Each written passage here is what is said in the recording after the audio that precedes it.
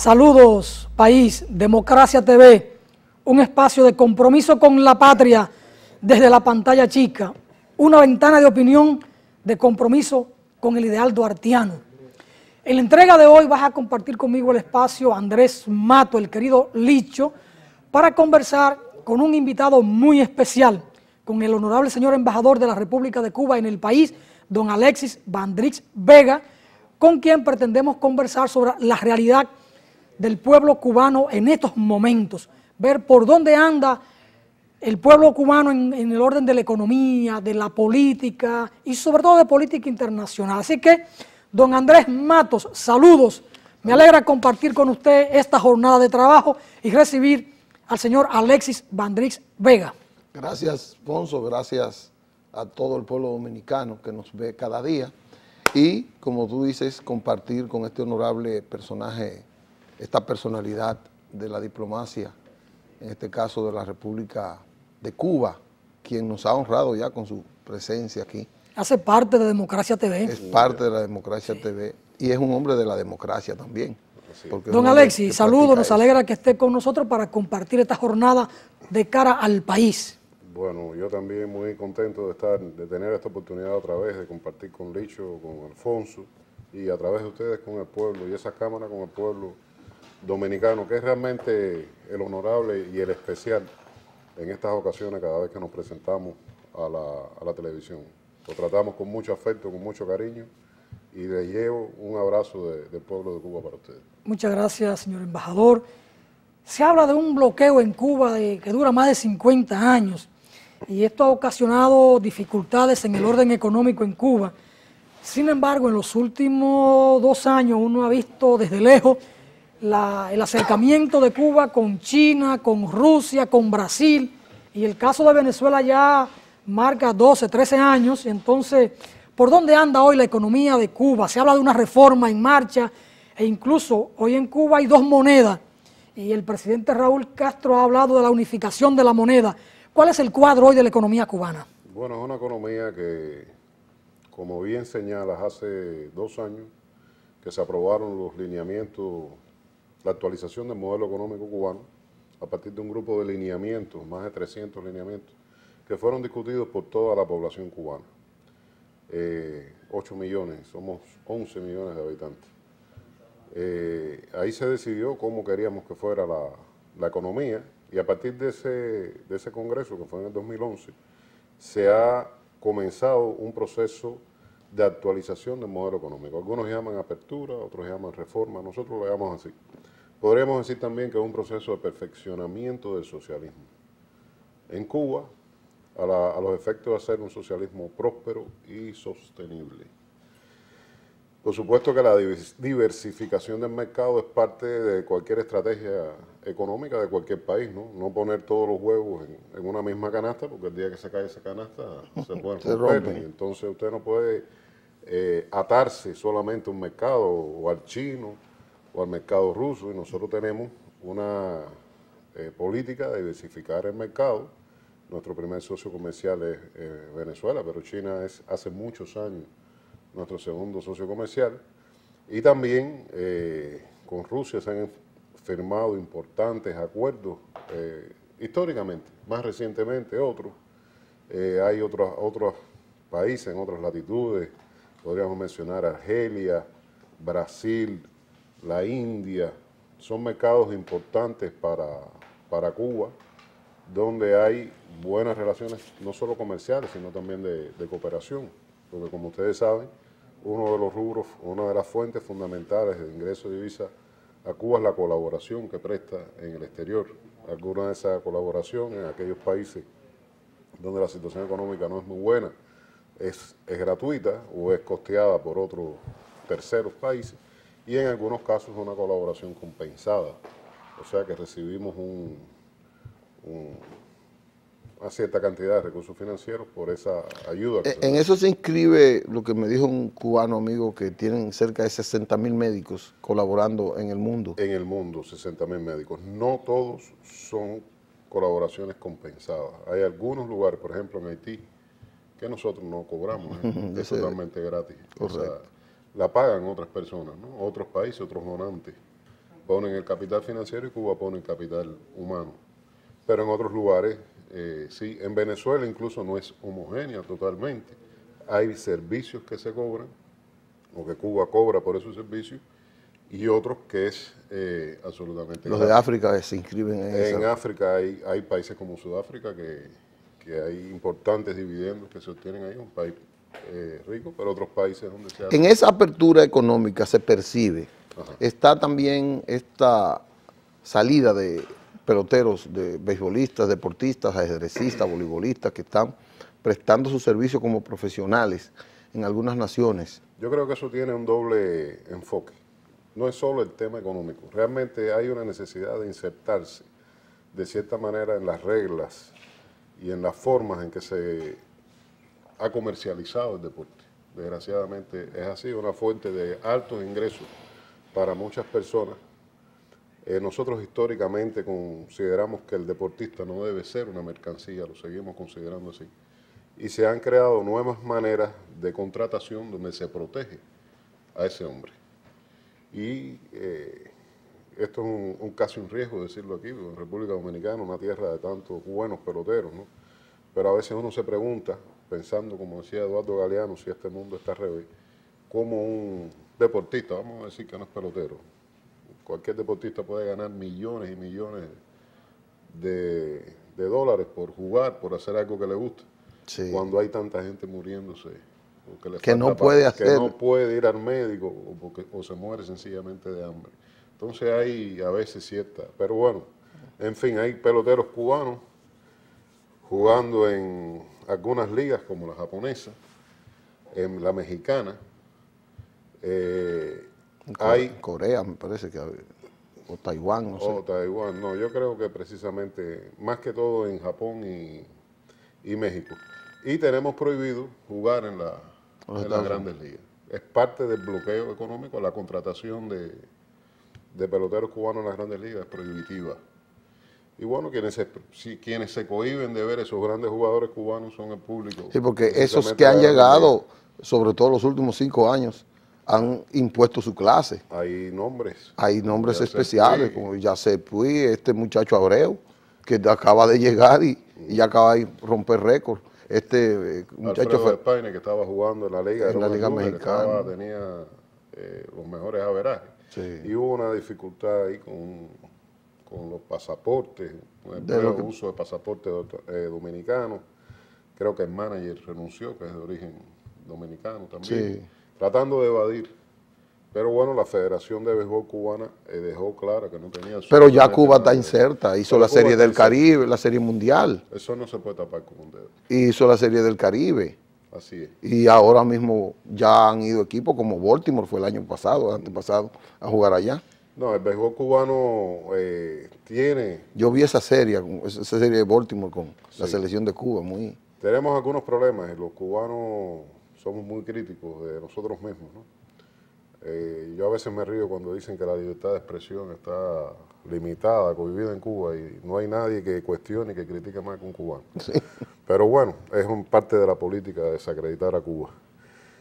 Y tenemos dificultades, nosotros tenemos 16 equipos en la Serie Nacional, es mucho juego. Entonces sí, el talento para una isla es demasiado. Es mejor concentrar, esa es una de las teorías que existen, yo no soy un entendido en el tema, pero es mejor concentrar buenos peloteros en un grupo de equipos y ahí sí, porque las exigencias son desde más el punto de vista del desarrollo, usted tiene 16 equipos, usted tiene una inmensidad de jugadores que al final no le ve, ellos llegan a una etapa y llegaron hasta ahí, entonces se ven estancados.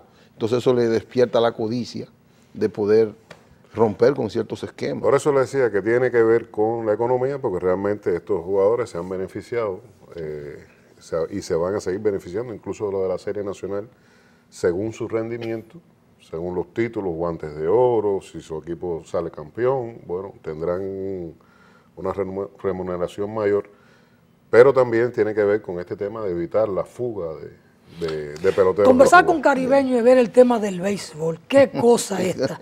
Licho y don Alessi hablando de béisbol aquí, cuando pudiéramos hablar de economía, de política y esto, pero Licho, mira, ciertamente el pueblo cubano es muy crítico. Y con el tema del béisbol, en el Parque Central o Parque José Martí, Ahí todos los días se reúnen decenas y centenares de personas a hablar de pelota, a discutir. La esquina caliente. Y de ahí pasan incluso a la política. Aquello es una peña abierta permanente. Ojalá que tú un día puedas ir por La Habana y llegarte allí al Parque Central. Así es. Pero Llévenme. yo lo puedo llevar cuando usted quiera. En octubre Usted nada podemos más se va ir. solo. No, con Dios me da a veces. Don Alexis, el tema de Brasil, la inversión y el puerto del Mariel, Correcto. ¿qué impacto puede tener esto? Además, lo que esto implica en términos políticos, de que Brasil se meta en esta gran inversión en Cuba, uno asume desde fuera que es posible que Brasil recibiera algún tipo de presión de Estados Unidos por esta magnífica inversión o extraordinaria inversión o millonaria inversión. ¿Qué espera Cuba de este puerto en términos económicos? Este puerto va a ser sin dudas que un elemento que debe revitalizar considerablemente la economía cubana. El puerto es parte de la instalación. Realmente ahí va a haber puertos, pero ahí va a haber estructuras de zona franca, ahí va a haber estructuras productivas en esa zona especial de desarrollo. El puerto como tal va a tener capacidades de asimilación de buques que no pueden entrar en otros puertos de la región, incluso ni de la costa este de los Estados Unidos. Y se considera que ese podrá ser un punto donde llegue una cierta cantidad considerable de buques de alto calado y de poderosa carga y después ser redistribuido hacia el resto de la región. Es una inversión millonaria. Recientemente estuvo en Cuba el presidente de la Cámara de Comercio de los Estados Unidos, visitó el puerto, estuvo... ¿Cómo usted dijo? El presidente de la Cámara de Comercio de los Estados Unidos, así le digo. Y tuvo expresiones de críticas hacia el bloqueo económico de los Estados Unidos hacia Cuba. Ya las había tenido en otras veces, pero ahora la reiteró con más argumentos, con más fuerza. Fue al frente de una delegación importante. También estuvo el secretario de Economía de México, y fueron tantas las opciones y posibilidades que vieron a partir no solo de este puerto, sino de la ley de inversiones, que después les voy a comentar, que decidieron abrir una oficina comercial en Cuba, mexicana, para atraer inversiones hacia Cuba.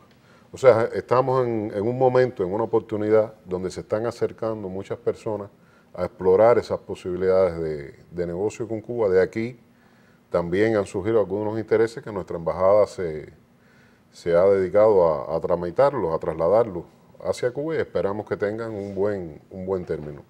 Nosotros aprobamos el 29 de marzo una nueva ley de inversiones. Existía una desde el año 95, que no era una mala ley, según los economistas, tuvo dificultades en su aplicación, y esta ley corrige una serie de vacíos que tenía la otra, de imperfecciones, y provoca 37 transformaciones a la ley anterior. Wow. Pero puedo decirle que en sentido general, una de las principales cosas es que amplía los sectores de inversiones en Cuba, a prácticamente todos los sectores de la economía y la sociedad, menos educación, salud y defensa.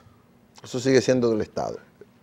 Todo va a seguir siendo del Estado. Ahora, en esos sectores la inversión fundamental o exclusiva es del Estado. Son sectores estratégicos, no tengo que... Eso, evidentemente. En el resto de los sectores no tienen que ser como antes, generalmente eran inversiones o negocios mixtos, donde Cuba tenía el 51% y la contraparte el 49%, ahora puede ser 100% con capital extranjero.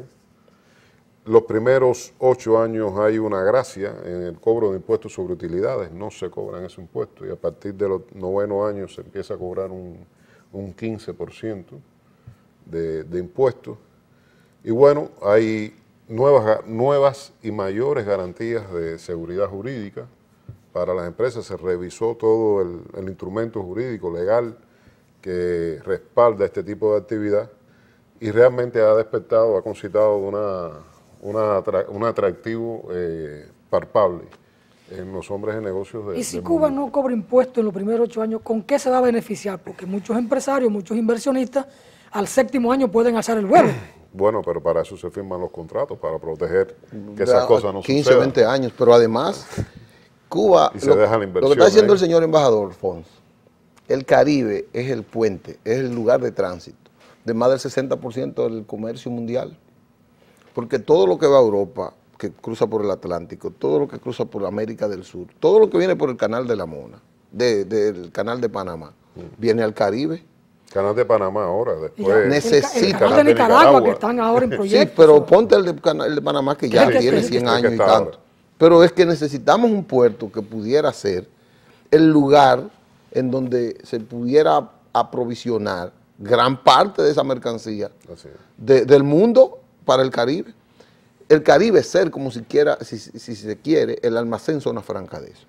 Pero si Cuba comienza con eso, Cuba tiene un proyecto de desarrollo extraordinario en términos financieros. Pero hay un gran desafío. Solo el turismo, óyeme, todo el que llega a ese puerto, el que llegaría al puerto de Mariel, con esta renovación, solo los turistas con los que Cuba se beneficiaría, compensaría cualquier exención de ciertas cosas. O sea, es grande lo que Cuba ha hecho, lo que ha descrito el señor embajador con eso. Sí, pero hay un desafío, Alexis, el tema del bloqueo. Este será un gran puerto, pero hasta ahora con la ley del bloqueo, con lo que es el bloqueo, toda nave que llegue a puerto cubano queda sancionada por Estados Unidos. Con este puerto y mientras esté el bloqueo, ¿qué va a pasar? Bueno, es un desafío siempre planteado. va a haber desafío. Brasil, que hace la inversión, ¿tomó en cuenta esto? Se tomó en cuenta y se hizo. Solo Brasil hace la inversión. Fundamentalmente es brasileña la inversión. Un % muy alto en la inversión es brasileña. Y se hicieron todos los estudios de cómo ese puerto iba a ser rentable con bloqueo y sin bloqueo. Seguro. Ahora, las naves, ¿cuál es la regulación del bloqueo para las naves que tocan puerto cubano? Que no pueden hacerlo en 6 meses en los Estados Unidos. Yo dudo que esas naves, con ese calado, que no pueden entrar en puerto de Estados Unidos, tengan dificultad o quieran después entrar a puerto norteamericano. Ellos resolverán su función, su tarea con llegar a puerto de Cuba y regresar a su país. No son naves que después tengan esa necesidad de entrar a puerto norteamericano. Volverían a entrar otra vez a puerto cubano y desde Cuba, si los Estados Unidos en algún momento, porque este bloqueo no puede ser eterno, realmente hay un clamor internacional desde hace más de 20 años porque se levante el bloqueo. Y ha ido creciendo. Y ha ido creciendo la oposición, como usted dice, dentro de los Estados Unidos, de que es una política obsoleta. Ahora mismo, hace unos días, 44 personalidades norteamericanas escribieron estamos hablando hasta de John Negroponte. No es que sean amigos de Cuba, no. Es que le están diciendo al señor presidente, mire, su política es fallida. Pero además no afecta a una élite, afecta a todo un país. Seguro. Afecta a niños, afecta a ancianos. Es el principal obstáculo del desarrollo económico de ese país completo. No es un grupo de poder y es una política que hemos denunciado que trata de arrodillar al pueblo de Cuba a partir de hambre, de escasez. Pero ya la FAO está diciendo que Cuba está a punto de llegar al hambre cero. La UNICEF te dice que Cuba es el país donde no existe, el único país de América Latina donde no existe desnutrición infantil. Entonces el bloqueo no funciona, molesta mucho. Pero Cuba ha triunfado. Cuba ha triunfado. Porque tener ese desarrollo científico en el área de la medicina, en el área social, y haber sobrevalorado toda esa imposición y haber reducido tantas calamidades que expresa la pobreza en el mundo, mire, Cuba la ha superado. Cuba ha triunfado por encima del bloqueo. Cuando usted le pregunta, o sencillamente cuando alguien viene de Cuba, y a veces con buenas intenciones, ¿no? Que la fachada de las casas no está pintada, sí. Le digo, mire, la respuesta mía siempre es la siguiente. Yo no le cambio la vida de un niño por toda la pintura de las casas de Cuba. Ahora, recientemente, la semana pasada, salió la noticia de que en Cuba más del 80% de los niños con leucemia se salvan. Más del 80%. Por mí que eliminen la pintura. Si para lograr ese dato debemos tener esa dificultad, que no es tan así.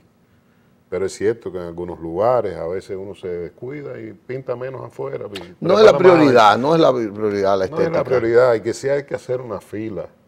¿Qué vale más que la vida de un niño?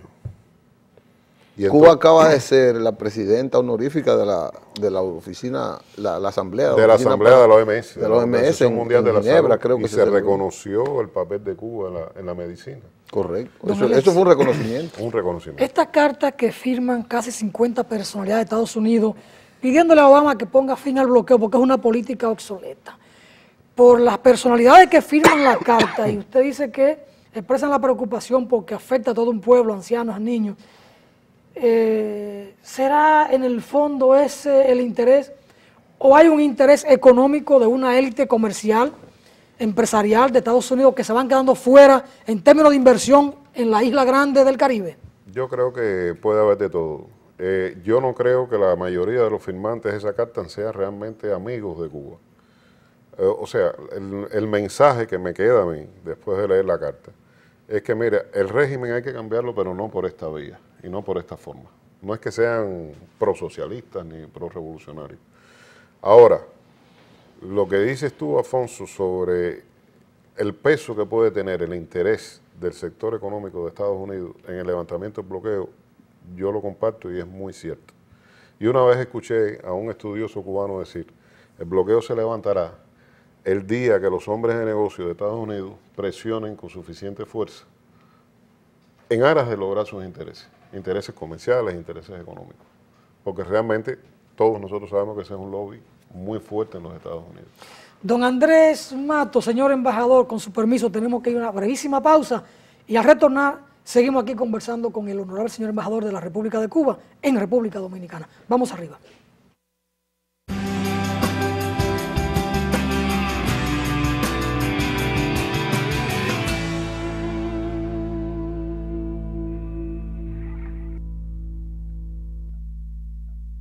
Seguimos aquí en su espacio Democracia TV, una ventana de opinión comprometida con el ideal duartiano, con el ideal de patria soberana.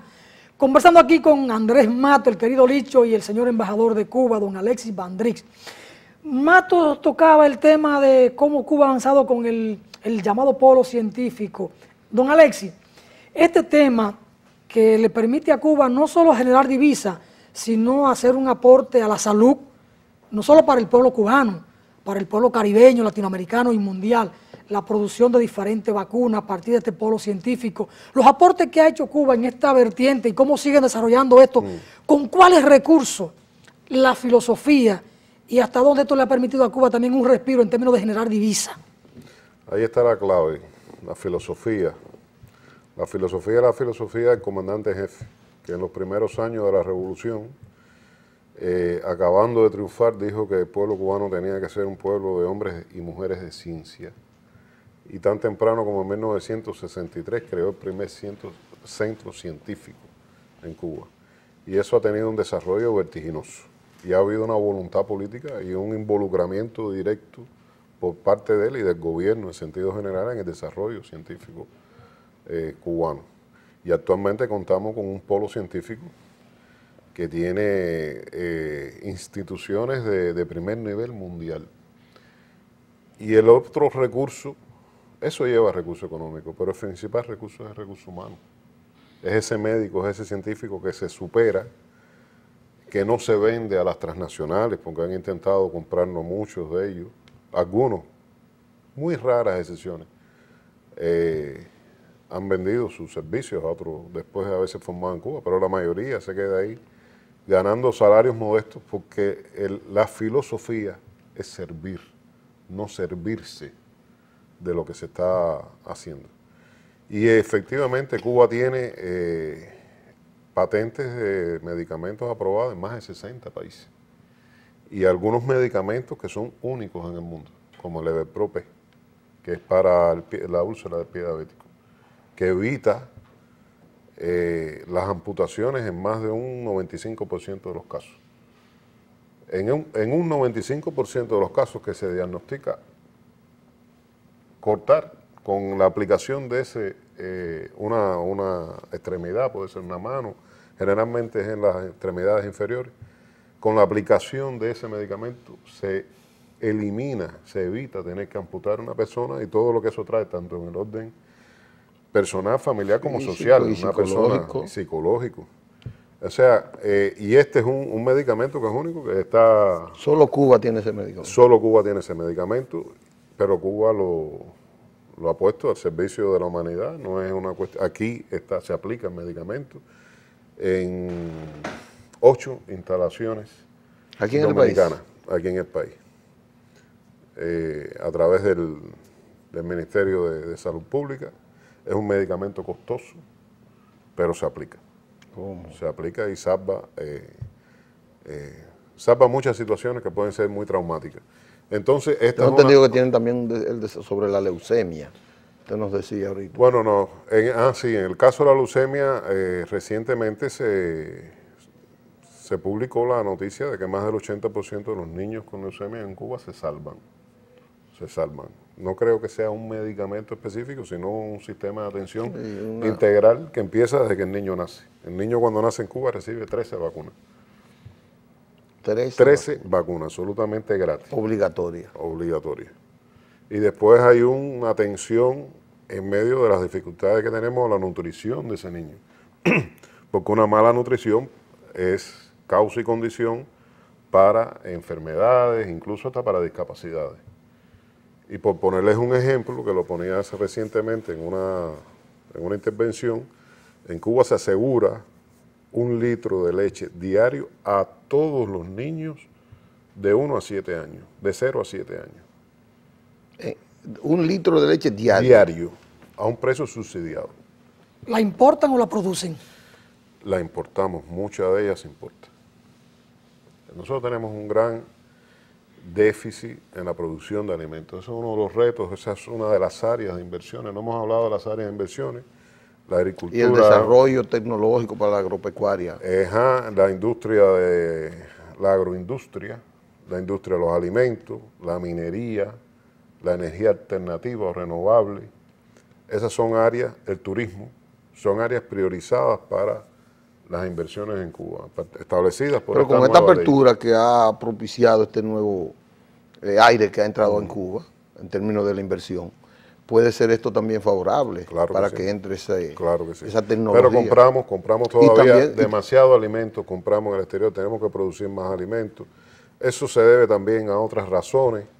Es muy fácil, ha sido muy fácil en Cuba estudiar, hacerse una carrera universitaria, después de una maestría, se abandona el campo. Después de los doctorados. Entonces el muchacho que nace en el campo dice, pero si yo puedo ser doctor, ¿para qué voy a...? Ni agronomía se quiere estudiar. Eso aquí los agrónomos, un estudiante tiene la así mismo. Sí. Pero bueno, ese es parte de la industria biotecnológica, es una de las fuentes fundamentales de ingreso económico nuestro. Antes de que entremos al otro tema, yo creo que el señor embajador me haga una descripción de cuando Raúl fue juramentado presidente. Una de las primeras medidas fue permitir lo que aquí le llamamos emprendedurismo, pero fue la microempresa, y fomentar la participación de la sociedad ya en la economía formal de Cuba e informal. Que nos diga cómo va eso. La experiencia que han tenido. La experiencia ha sido positiva hasta ahora. Realmente el Estado centralizaba por razones justificadas en algún momento, sobre todo a principios de la Revolución, donde fue importante nacionalizar o intervenir todo aquello que se habían robado los ricos, los burgueses, los testaferros, toda aquella lacra que existía en Cuba, como existe todavía en muchos países, y el Estado puso eso en manos del pueblo. Porque es una revolución de los humildes, como dijo Fidel, por los humildes y para los humildes. Con el decursar del tiempo, realmente muchas de esas producciones y servicios resultaban una carga para el Estado. Y aplicando el marxismo como debe ser, el Estado debe conservar y preservar en sus manos los medios fundamentales de producción. No todo, no necesariamente el que produce un refresco o un peine o una producción menor tiene que ser un empleado del Estado, o el que corta el pelo en una... El que transporta a una persona. El que transporta a una persona. Bien, ¿qué se ha hecho? A partir del 2011 hacia acá, se previó incluso una cifra mayor, que no se ha llegado todavía a ella, de personas que van a realizar su aporte a la sociedad a través del cuentapropismo. 500,000 en 2 años. Eso requiere de algunas condiciones. Y hay una línea roja que es no dejar abandonado a nadie. O sea, si esas condiciones no se crean, usted no puede poner en ese tipo de actividad alguien que no esté preparado ni tenga los recursos para hacerlo.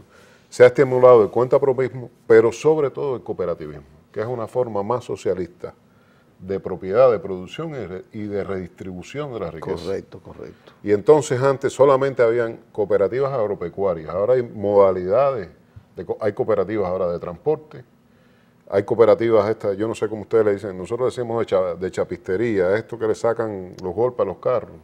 De desabolladura y pintura. Desabolladura y pintura, están los salones también, están los restaurantes, le llaman paladares en Cuba cuando son particulares, o sea, se está fomentando, hay cooperativas de construcción, ya las entidades estatales pueden contratar los servicios de esas cooperativas, sí. Antes tenía que ser el Estado nada más, o cada ministerio tenía que tener un personal, entonces eso es mucho, las nóminas se crecen extraordinariamente, ¿no? Ahora el ministerio no tiene que tener ese personal y lo contrata una cooperativa. Y es un ingreso que le entra a una familia que también permite hacer cosas. Y el Estado también se beneficia. Se beneficia. Mutuamente. Entonces, en eso estamos y va funcionando bien. Como parte de este proceso, nosotros, La Habana, o la parte, sí, teníamos dos provincias de La Habana, Ciudad de La Habana y Provincia de Habana. La Provincia de Habana se dividió en dos, Artemisa y Mayabeque. Y en ella se está haciendo un plan piloto, donde se están ensayando, experimentando todos los cambios que concebimos para que cuando funcionen y estemos seguros de que eso es lo que realmente queremos y funciona y debe funcionar así, extenderlo al resto del país. Eso se había previsto para 2 años y bueno, se extendió un tercer año más. Ahí se eliminaron una cantidad de oficinas extraordinarias. Por ejemplo, hemos descubierto que todas las provincias tenían reproducidos los ministerios, en mini ministerios en cada provincia. Educación tenía un mini ministerio de educación, una delegación enorme. ¿Para qué? Si con un ministerio basta, que te diga cuándo empieza la clase, cuándo se acaba, qué programa es el que hay que aplicar. Pero esa delegación de educación tenía su piquera de auto, sus talleres. Un gasto excesivo. Entonces, un gasto excesivo.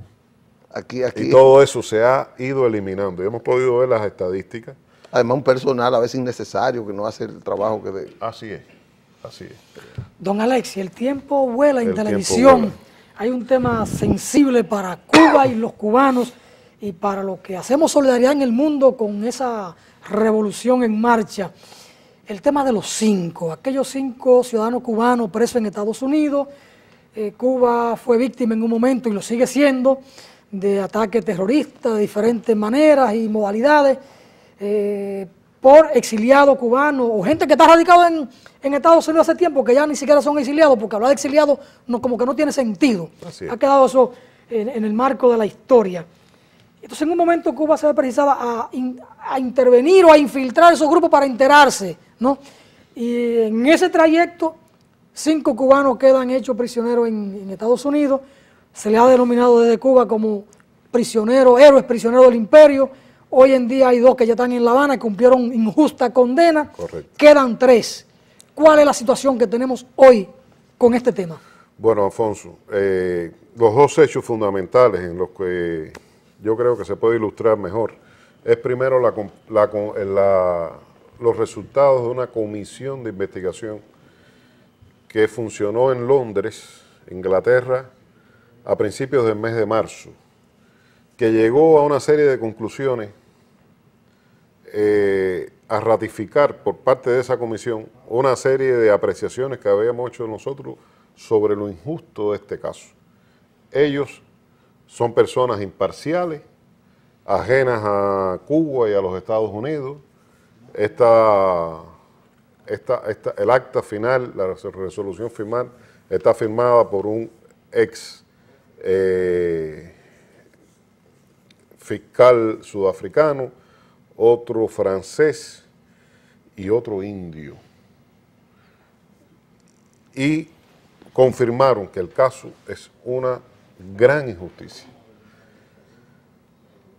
Y confirmaron lo que hemos venido diciendo nosotros, que se realizó en una ciudad o en un escenario parcializado, adverso, nada menos que en Miami, en la Florida, que no contaron con la debida representación legal, que no contaron con la debida presentación de pruebas, que la prensa fue utilizada para antes y durante el juicio en contra de los acusados, que estuvieron injustamente 17 años en solitaria. 17 meses. 17 meses, perdón, porque 15 años son los que llevan injustamente prisioneros. Algunos de ellos no han podido recibir a su familia, que es un derecho que tiene todo reo. Ya son 15 años. Del 4, desde hoy, hasta el 11 de septiembre, de junio, se va a realizar en Washington, se está realizando ya, rompió hoy, la jornada, la tercera jornada, 5 días por los 5. Una de las primeras cosas que se va a hacer es presentarle al pueblo norteamericano y al presidente Obama los resultados de esta comisión, que como les decía, sesionó en marzo. Se van a hacer visitas al Congreso con algunos congresistas de varios países que van a asistir. Tenemos confirmado algunos congresistas dominicanos que van a asistir como parte de esta acción. Se va a realizar 2 días de conferencia sobre las relaciones entre Cuba y Estados Unidos y el caso de los 5. Y el día 7 se va a realizar una gran marcha frente a la Casa Blanca, donde siempre, y aprovecho para agradecerle al pueblo dominicano, ha habido una digna representación del pueblo de Máximo Gómez. Y la bandera norteamericana ha ondeado defendiendo la causa de los 5 en Washington. Se han movilizado muchos dominicanos desde aquí. La bandera dominicana en Washington. Junto con la cubana, pero esa bandera ha estado presente en esa lucha por la liberación de los 5. Ha estado ondeando ahí en la Casa Blanca. Se han movilizado dominicanos desde Nueva York, New Jersey, algunos han viajado desde aquí. Hay una carta que se va a leer en ese acto, en nombre del pueblo dominicano, y yo le estoy transmitiendo con un profundo sentimiento de agradecimiento la satisfacción de nuestro país de poder contar con la solidaridad de República Dominicana. En este caso no da más, son 15 años, está probado que no cometieron delito, que no le hicieron daño a nadie.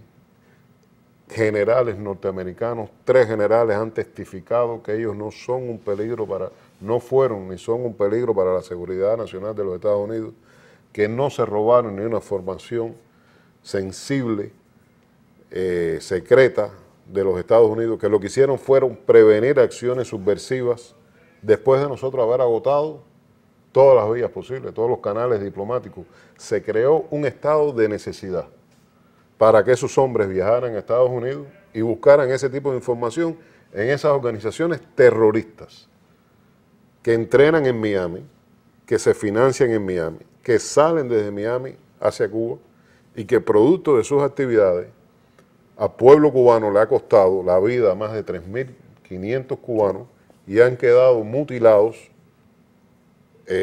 más de 2.000 cubanos, aproximadamente 2.099. Cuando el terrorismo no estaba condenado como ahora, que los propios Estados Unidos salen a hacer guerra y echan guerra por el terrorismo si lo tienes ahí. Entonces esto hay que acabarlo ya. Pero hay una posibilidad de negociación. Bueno, mira, el otro día negociaron 5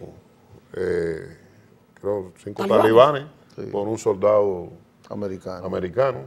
En Cuba hay un contratista. El propio presidente. Del USAID, preso, por actividades que recientemente se confirmaron aún más que estaba realizando, como estas redes de zunzuneo, cubanada, que son redes sociales que se crean para trasladar información falsa. Financiadas por Estados Unidos. Financiadas por la USAID, con el dinero del contribuyente norteamericano. Esa red de zunzuneo llegó a tener 40.000 seguidores. Y se robaron la información de la empresa de telecomunicaciones cubana, los perfiles de los cubanos que usan teléfonos celulares. Y bueno, y conozco casos de jóvenes que les gusta el fútbol y le mandaban información del fútbol para promover ese tipo de redes, cuando nosotros no hemos pedido a ellos que hagan eso. Porque además somos un Estado soberano y no se nos ocurriría hacer eso en los Estados Unidos. Imagínense Cuba creando redes sociales artificiales. Entonces este contratista fue a Cuba a introducir equipos de manera ilegal distribuirlos para fomentar este tipo de redes.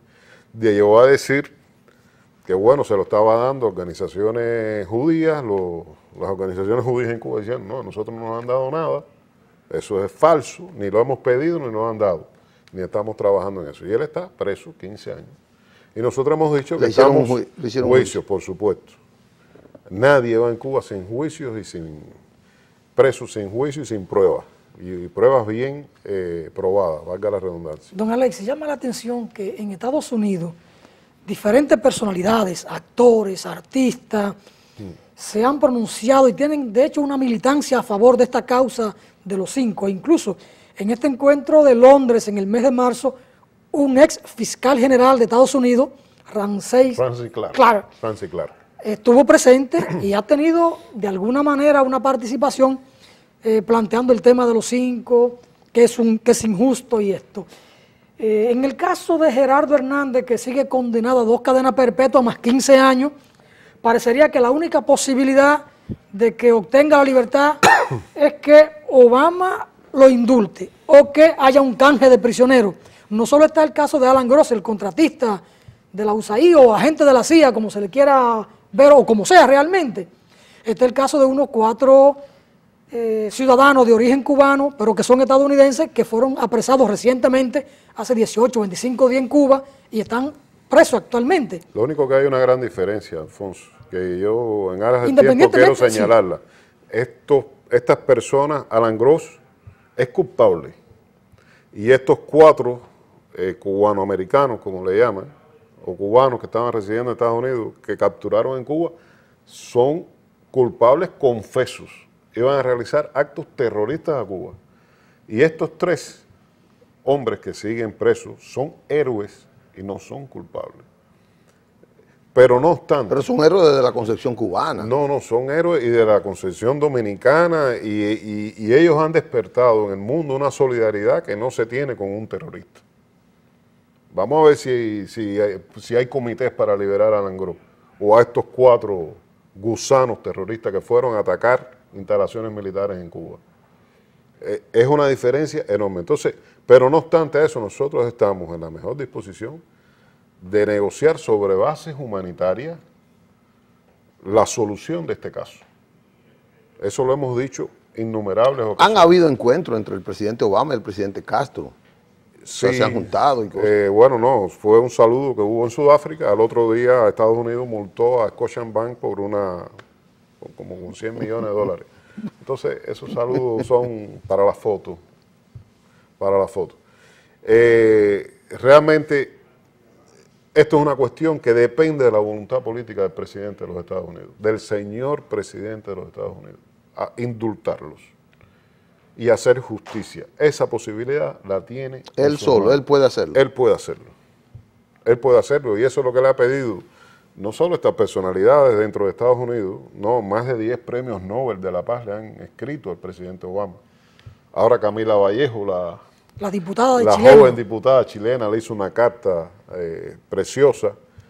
El Parlamento, el Congreso Dominicano y el Senado ha emitido en 2 ocasiones sendas cartas solicitando la liberación de los 5.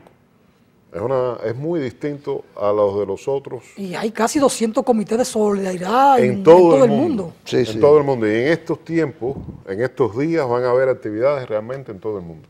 Por la liberación de esos jóvenes, que son extraordinarios como revolucionarios y como seres humanos. Señor embajador, el tiempo se nos fue. Ya. Si quiere despedirse en 30 segundos del pueblo dominicano en esta ocasión. Un abrazo enorme al pueblo dominicano. Con todo el corazón, gracias por la acogida que le dan a nuestros representantes aquí en República Dominicana. No hablo solo en el caso personal. Invitarlos a seguir profundizando en qué es lo que pasa en Cuba, a utilizar otras fuentes de información, informarse de manera responsable, invitarlos a continuar junto con la revolución y asegurarle que nunca los vamos a defraudar. Muchas gracias, señor embajador. Don Licho, nos vamos. Gracias. Este programa lo vamos a repetir porque esto es demasiado manjar. Bendiciones para todos. Muchas gracias, señor embajador. Gracias a ustedes.